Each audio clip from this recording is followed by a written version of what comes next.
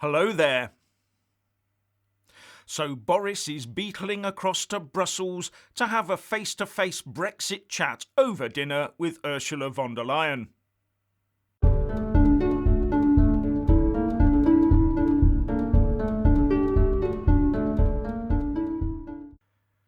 Firstly, please subscribe and like this video to give my channel a boost, and I'm always uploading new content, so please do check back daily, and a big thanks to my Patreon and PayPal supporters.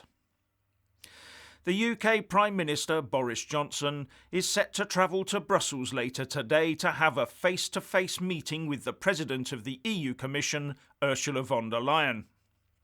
This comes after a tortuous final few weeks of Brexit negotiations, where it became apparent that the two sides would never be able to get to common ground, given the negotiating mandates that Michel Barnier and Lord David Frost were given.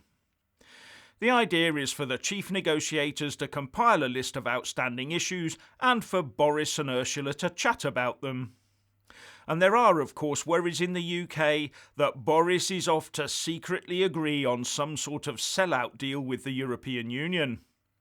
And this comes on the back of the decision yesterday on the UK side to drop the extremely contentious withdrawal agreement bashing clauses from the UK Internal Market Bill. This to many looks like the start of a UK climb down and will especially worry the unionist community in Northern Ireland. But the UK government is arguing that the efforts by Michael Gove, as one of the co-chairs of the Withdrawal Agreement Oversight Joint Committee, has ensured that those clauses are no longer needed because all the issues have been addressed. In fact, the claim is that now those issues have been ironed out, it will make a no-deal Brexit outcome a less problematic one for the UK. But if you read the Joint Committee press release, it does talk about border control posts and entry points for the checking of goods, presumably between Northern Ireland and the rest of the UK. How does that square with the Good Friday Agreement? I'm also told that despite protestations by the UK government to the opposite, there will now be EU boots on the ground in Northern Ireland to monitor our new internal border. Welcome to the new divided United Kingdom. And I will remind people of something.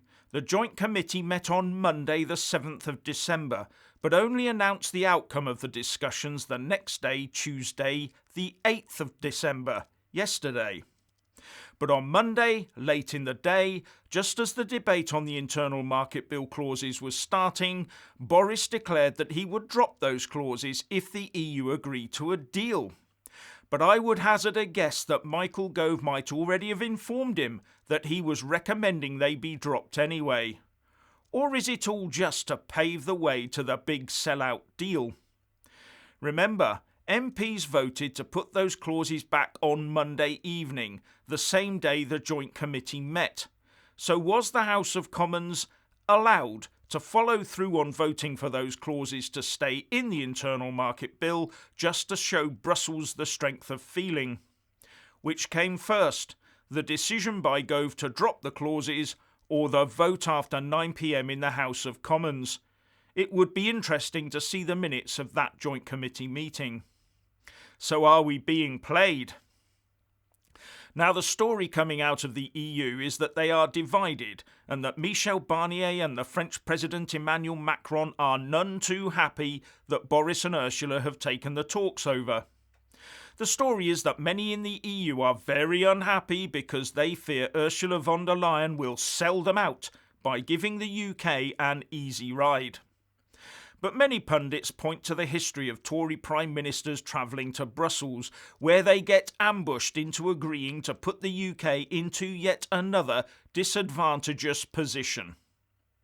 And they also point to a very recent attempted ambush by the EU.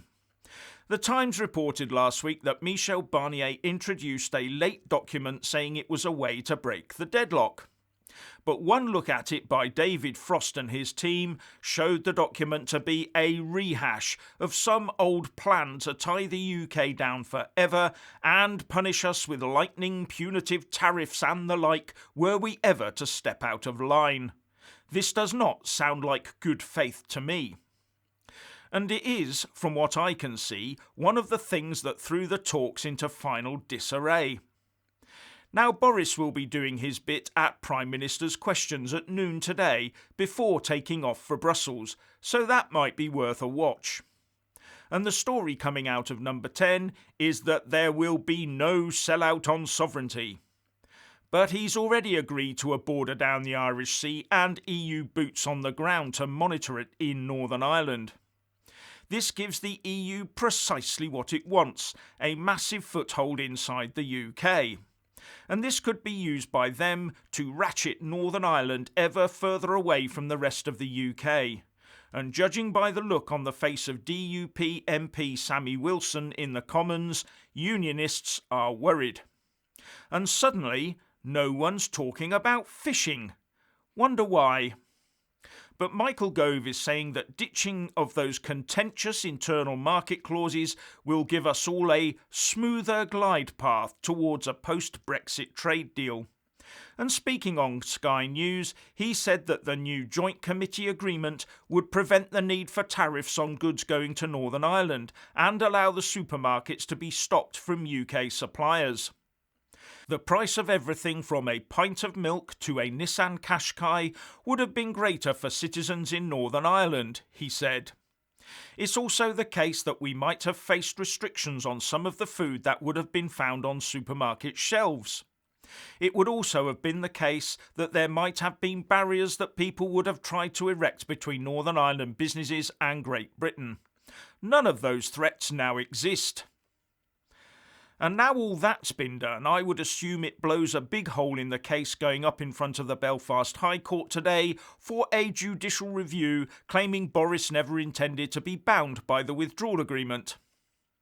Anyway, Michael Gove also said that, "I don't think there's a border in the Irish Sea. It's always been a case that the whole island of Ireland has been regarded as a single zone when it comes to animal health. And it's always been the case that there's been checks on live animals when they've gone from Great Britain to Northern Ireland. There are a minimal additional number of checks on products of animal origin." And he also said, "Northern Ireland's position is different from the rest of the UK in one particular way, which is that it has a land border with the European Union. As a result of that, there are certain specific additional measures we need to put in place." Yes, and the specific additional measures are, despite what Gove says, a new border down the Irish Sea with EU customs officials overseeing it. Now Gove did, as I say, go on to say that it is normal to have officials from other countries you have a land border with to be allowed to check on standards, etc. But I'm not sure about countries being split into different tariff, tax and VAT zones though. And although it's a different set of circumstances, China is about to swallow up the last territory the UK tried to set up a permanent dual border system for. Anyway, if you want to hear more from me, please don't forget to subscribe and also press that little bell, or you won't get any notifications. And if you want to see more of me, buy a mug with my mug on it by following the link in the descriptions box below and support me on Patreon or PayPal. So what do you think about all of this?